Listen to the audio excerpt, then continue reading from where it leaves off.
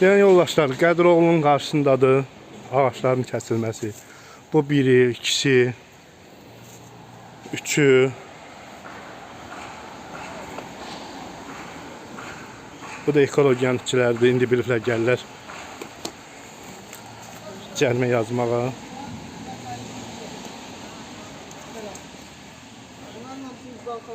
Üçü, bu dördü, bu da beşi. Yavırçılıq deyil. O gün bunlar ne deyir hələ? Bu boyda ağaçlar kəsilməsin.